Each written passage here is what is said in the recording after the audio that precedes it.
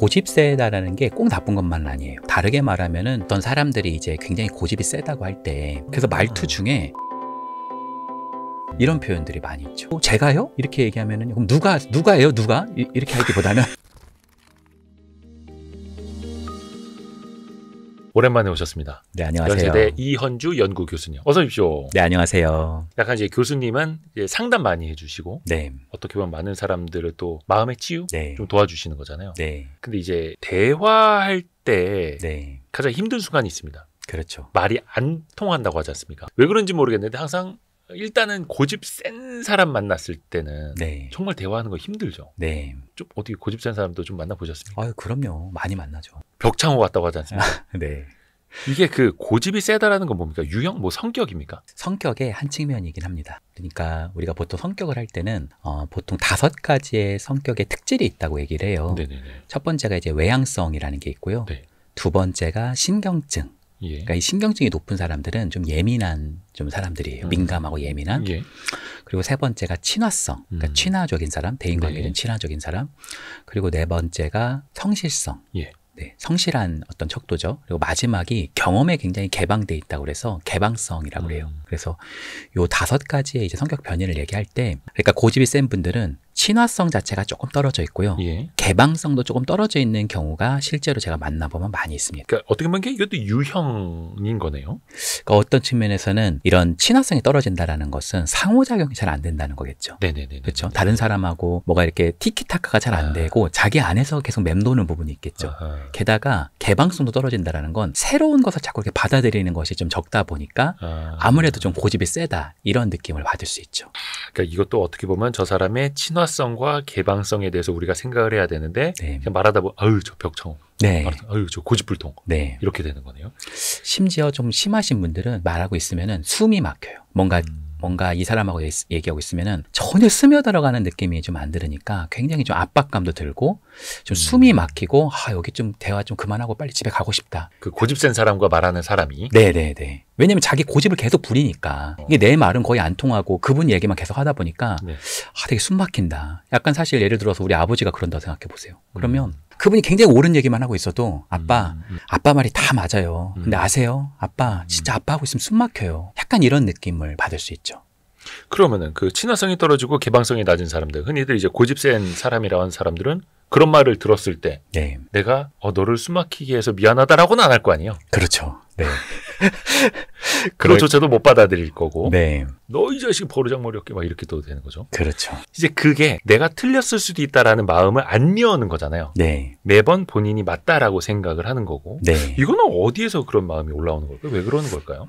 일단은 고집이 좀 센 그런 특질을 가지고 있는 분들도 처음부터 그러는 게 아니고요. 자기의 삶이 굉장히 지금 말단 직원이다. 그러면 좀 그러기 쉽지 않죠. 내가 지금 입사한 지 얼마 안 됐다며. 예. 근데 직급이 막 올라가서 어느 정도 자기가 잘 된다라는 느낌을 받을 때 그런 성향이 조금 더 두드러지게 나타나죠. 그래서 사실은 고집 세다라는 어떤 측면들이 굉장히 좀 두드러지게 나타날 때는 자기 인생이 굉장히 좀 잘 나갈 때 그때 이런 경향이 훨씬 더 두드러지게 나타나는 경우가 많습니다. 하기사 회사 생활하면서 막내 직원이 뭐 고집 부리고 그럴 수는 없는 거죠. 그러기 근데 쉽지 또 않죠. 집안에선 또 그게 가능하잖아요. 그렇죠. 근데 이 집안에서는 또 역할이 다른 거죠. 그러니까 회사에서는 내가 굉장히 지금 입사한 신입사원이지만 집안에서는 내가 굉장히 또 영향력 있는 사람이 되는 거죠. 아하. 그래서 왜 방구석 여포 뭐 이런 얘기가 있잖아요. 아하. 그런 얘기가 이제 사실은 네네네. 어느 정도 이런 사회 안에서 나타나기도 하는 거죠. 그러니까 어떤 고집 센 사람들의 어떤 공통점이 네. 있습니까? 뭐 말투가 됐다든지 자주 쓰는 말 버릇이라든지 어떤 게 있을까요?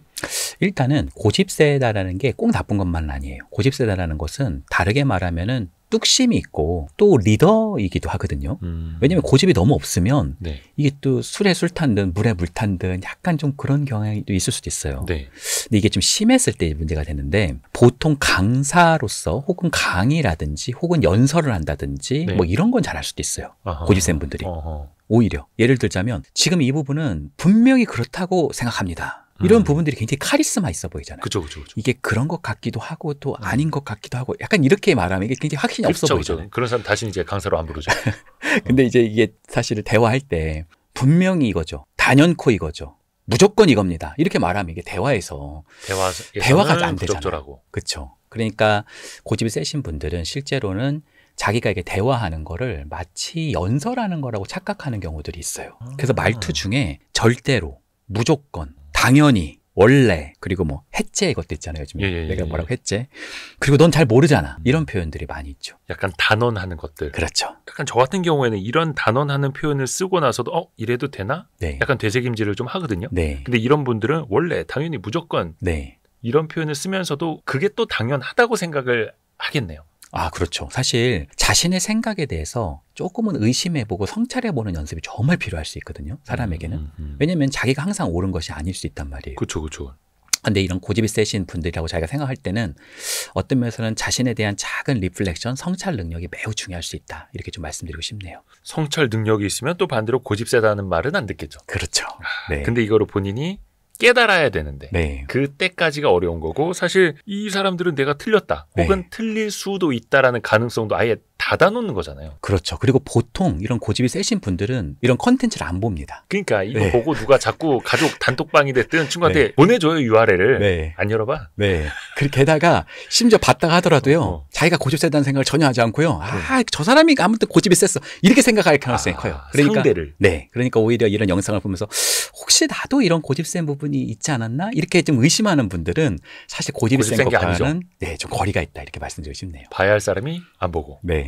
URL 보내줘도 공유해줘도 네. 안 보고. 그래도 네. 많이 공유해주세요, 여러분. 네. 틀렸다는 거 어떻게 가르쳐줘야 되지? 이게 개방성 자체가 낮은 사람은 마음을 안 열고 있는데 네. 이거 억지로 막 이렇게 마음을 열 수도 없고요. 네. 일단은 사람은 기본적으로는 다 자신이 옳다고 생각하기 때문에 네. 틀리다고 말하는 것은 바람직하지 않아요. 받아들이질 않고 그런 마음의 장벽을 더 치는 거죠. 그렇죠. 왜 우리가 해와 바람이라고 하는 오화에서 나오듯이 바람이 더 세차게 불면은 옷을 더 여미듯이 사실은 그 사람을 틀리다고 말하는 순간 그 사람은 저항과 방어 기제를 많이 보입니다. 그래서 고집이 센 분들은 오히려 더 그런 부분이 좀 공고화될 수 있잖아요. 그래서 그 사람 말을 일단 인정하고 들어가는 게 되게 중요한 것 같아요. 예를 들자면 충분히 그런 부분을 좀 인정하는 거예요. 아, 진짜 그 얘기를 들으니까 합리적이긴 하네요.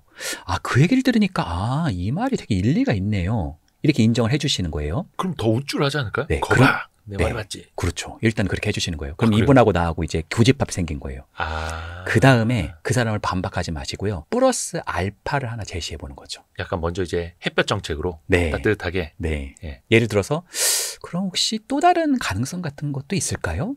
이분에게 물어봐 주는 거죠. 혹은 혹시 조금 거의 없긴 하겠지만 예외 상황 같은 것도 좀 있을까요? 그래서 이 사람이 항상 원칙을 얘기했던 사람으로 하여금 예외를 자기가 먼저 얘기해 보게끔 하는 것은 네, 아, 이게 이런 것도 있구나. 그리고 이게 공을 또 이분이 가지게 되기 때문에 자기가 예외도 자기가 얘기한 거잖아요.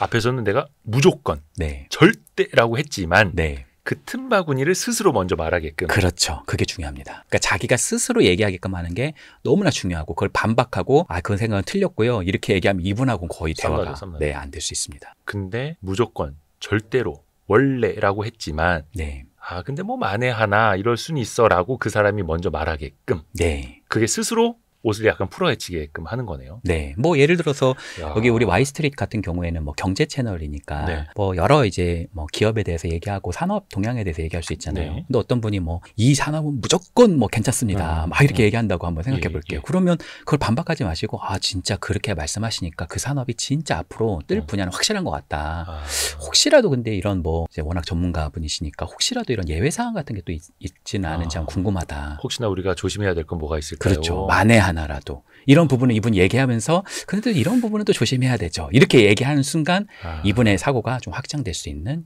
요인이 되기도 하죠. 그러니까 만에 하나 네. 혹시라도 네. 이런 거를 좀 꺼내보는 것도 괜찮겠네요. 그리고 원래 원칙을 자꾸 얘기하는 분들에게는 예외 상황을 이렇게 물어봐 주는 게 크게 도움이 됩니다. 예외 사항. 네. 예를 들어서 이런 건 안 됩니다. 뭐 이런 거는 불가능합니다. 이렇게 말하시는 분이 계시다고 한번 얘기해 볼게요. 예. 그분이 만약에 서비스 직종이 있으신 분이에요. 근데 안 됩니다. 이렇게 말한 거예요. 그러면 아, 그럴 수 있죠. 근데 혹시라도 해서 그런데 예외가 혹시 하나라도 있을까요? 이렇게 물어보면요. 예외가 아예 없는 상황은 좀 드물거든요. 그래서 예외를 이렇게 하나 여쭤보면은 예외 사항이 오히려 열리게 되는 경우들도 많다. 이렇게 말씀드리고 싶네요. 그렇죠. 이 세상에 예외 없는 게 어디 있겠습니까? 그렇죠. 안 되는 게 어디 있니? 약간 이런 말 듣는 것처럼. 네. 그 마음의 문을 근데 스스로 열게끔. 네. 사실 이게 이런 대화는 네. 우리 심리 상담을 많이 하시는 이현주 교수님 같은 분이나 어떤 좀 노하우가 있으니까 네. 마음의 문을 똑똑 이렇게 쓱 여는 건데 네. 일반인들은 이게 또 잘 안 될 거 아니에요. 네. 그러니까 승진을 아유, 네, 저 사람은 다시 내가 말하나 봐라 네. 이러고. 네. 근데 어찌됐든 간에 피할 수 없는 관계라면 네. 지속해야 하는 관계라면 이런 걸 또 배워야 된다는 거고. 그렇죠. 그러니까 이런 게 참 중요한 것 같아요. 우리가 타당하라고 할 때 예. 나 화났거든 이렇게 말하면 뭐 나는 화 안 나는 줄 알아? 이렇게 말하는 순간 사실 이 둘 관계는 이제 굉장히 파국으로 치달을 수 그렇죠. 있잖아요. 예. 나 이거 한번 얘기해 볼까? 이랬다가는 어. 이제 거의 난리가 날 수 있잖아요. 근데 나 화났거든? 그랬을 때 당신 화났구나. 살짝 받아주는 거예요. 그렇죠. 그러면 내가 얼마나 화나는 줄 알아? 하고 막 얘기할 때 당신 서운할 만하지. 당신 서운할 만한 이유가 좀 있었을 것 같아.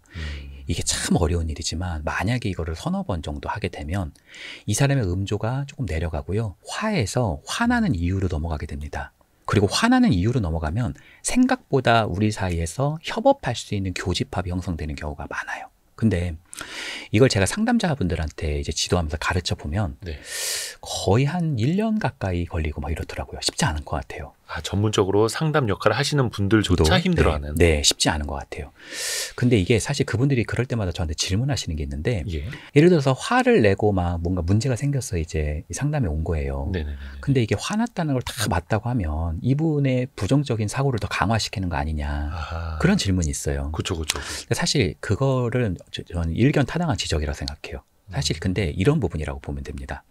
그러니까 그 사람에 대해서 충분히 화날 수 있다고 얘기하는 것은 그 사람이 화난 행동이 맞다는 게 아니에요. 정당화시켜주는 게 아니라. 그렇죠. 예를 들어서 화가 나서 욕을 막 했다. 네. 그럼 욕한 행동 자체를 내가 어떻게 보면 정당화시켜주는 게 아닙니다. 아. 그리고 그게 무조건 틀렸다고 얘기하는 것도 아니에요. 예. 그러니까 판단을 중지하는 겁니다. 그것에 대해서는. 행동에 대해서는 일단은 그분이 숙고를 해야 되지 뭐 내가 뭐 교정한다고 되는 건 아니겠잖아요. 그렇죠? 그럼 무엇을 타당화시켜주는 거냐면은 그분의 행동이 아니라 그분의 감정을 타당화시켜주는 거예요. 그러니까 화난 감정. 네. 그러니까 화난 감정은 자동으로 나오는 거거든요. 그러니까 그 감정 자체에 대해서는 타당화시켜 주는 것이 그 화라고 하는 토대 안에서만 사실은 걸터 앉을 때 그 안에서 행동을 조절한다든지 약간의 좀 나은 생각이라든지 나은 패턴을 좀 구축할 수 있는 게 거기서부터 나올 수도 있죠. 그 사람이 화날 수밖에 없었던 그 순간으로 거슬러 올라가서 네. 그때를 반추하면서 네. 거기서부터 약간 공통분모 찾아보고 네. 다만 화나서 욕하는 건 안 됐다. 네. 화나서 때려서는 안 됐다. 요거는 이제 먼저 공감을 한 다음에 네. 이야기할 수 있다라는 거네요. 어떤 분이 저한테 이제 화가 굉장히 많이 나셔가지고 저한테 그런 게 아니라 예. 다른 기관인데 예. 저한테 이제 번지수를 잘못 찾으셔가지고 저한테 오신 거예요. 그분은 이제 저희 쪽 센터가 이제 담당인 줄 알고 굉장히 화가 나셔가지고 막 진짜 막 소리 지르고 난리가 나신 거예요. 그러니까 상담을 받으러 온 게 아니라 네, 항의하러 가신 거예요. 다른 기관에. 네, 네. 근데 그분이 기관을 잘못 찾으러 오신 거예요. 예. 그 A 기관을 가셨어야 되는데 이쪽으로 오신 거예요. 잘 모르시고. 네네네. 그래서 이제 담당자 나오라고 그래가지고 이제 제가 나간 거죠. 그래서 이제 실전입니다. 그래서 이제 그분이 저한테 막 거의 화를 막 엄청 내시는 거예요. 근데 사실 남 화내는 거 참 듣기 힘들잖아요. 그렇죠. 그리고 그 A 기관에서도 이제 그게 얼마나 힘들었겠어요. 근데 제가 그 화내는 것을 한 30분에서 한 40분 정도를 충분히 화낼 수 있다. 그 사실 합법은 별거 아니에요. 당신이 진짜 그 상황에서 화가 날 만한 상황이었어요. 그분이 보니까. 그래서 그분이 그 얘기를 충분히 들으니까 어떻게 보면은 화의 감정들이 많이 빠져나갔잖아요. 이 사람에게. 일단은. 그러니까 합리적 사고가 나오는 거예요. 그 다음에. 네. 정신을 차리고 근데 선생님은 누구시냐. 정신 차려보니까 나는 김현주를 찾아왔는데 이 헌주야. 네. 자기가 기간을 잘못 찾았다는 거를 그때서 아시더라고요. 그래서 저하고 얘기하면서 근데 기간을 잘못 찾았는데 제가 그래도 속이 다 풀린다고 그런 얘기를 하시더라고요. 그러니까 어떻게 보면 합리적 생각이라는 게 나오려면 자신 안에 빈 공간이 좀 있어야 되는데 그것은 그 사람을 타당화할 수 있는 토대에서 나올 수 있다. 이렇게 말씀드릴 수 있겠네요. 야, 그때 이현주 교수님은 약간 레벨 이제 9등급으로 올라가신 거네요. 바둑으로 따지면 이제 9단까지 올라가신 거네요. 저도 그때 사실 운이 좋았습니다. 네. 근데 우선은 충분히 풀어내게끔 또 약간 그 어떤 공간을 좀 찾을 수 있는 여유를 좀 가질 필요가 있어 보이네요. 보통 어떤 사람들이 이제 굉장히 고집이 세다고 할 때 성격적으로 좀 그런 경우들도 있지만 자신의 요구와 자신의 욕구가 굉장히 묵살돼서 그런 경우들도 많아요. 그러니까 자기 거를 거의 챙겨주지 않는다 할 때 막 무조건적으로 주장을 한다든지 자기 거를 무조건적으로 해달라고 한다든지 막 이렇게 하는 경우들이 좀 꽤 되거든요. 네네. 근데 그 사람 얘기를 충분히 들어가는 어떤 토대 안에서는 그 사람의 어떤 굉장히 뭐 숨겨져 있는 억울함, 뭐 분노 혹은 막 그 사람 안에 있는 굉장히 무시받았다라는 어떤 모멸감 이런 게 있을 수 있단 말이에요.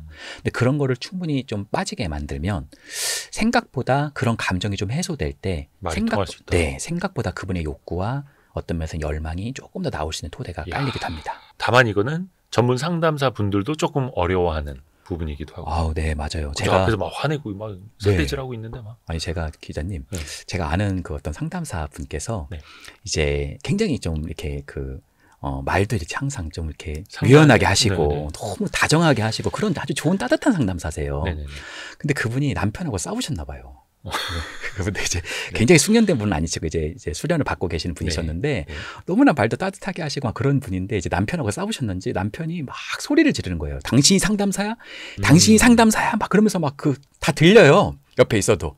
근데 그분이 성향상 이렇게 사람들 눈치 보고 그런 얘기를 안 했을 텐데 너무 화가 많이 나머지 그분이 뭐라고 그랬냐면은 그럼 네가 내담자냐?